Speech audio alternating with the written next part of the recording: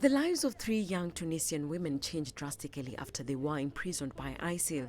The women were married off to militants as part of a network of Islamist state cells operating in Sabratha, near the Libyan-Tunisian border.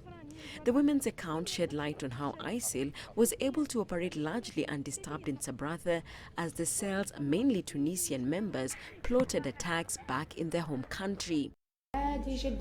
Grahma, wife of a senior ISIL commander, says, "We lived normally in the city. The neighbors knew us. We even went to the market and to the beauty salon in front of everyone." Gofran, also married to an ISIL fighter, says militants in Sabratha were divided into cells that were ready to defy the group's hierarchical structures. I don't want to spend the rest of my life in jail. It's enough. I've seen enough oppression, enough misery. I'm 18 years old, and all I've seen is people die in front of my eyes. My daughter is 18 months old and living in jail.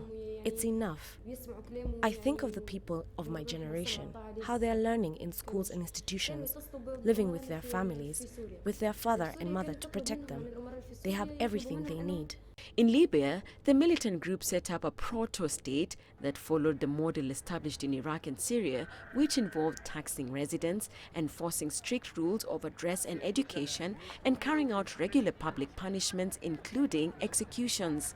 It has since lost part of the city to pro-government forces. If they wanted to go into Tunisia or carry out an operation, they would contact the emirs in Syria. They didn't like to follow the emir of Sirte. They never obeyed him. They were against him. They didn't like the idea of having an emir that was more powerful than them, and they didn't like to take orders from him.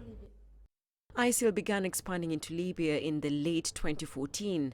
Over the following year, the group took full control of Sirte in Libya and carried out attacks in Tripoli. But the militants failed to make the kind of rapid advances they achieved elsewhere in the Middle East. Susan Mungeli, CCTV.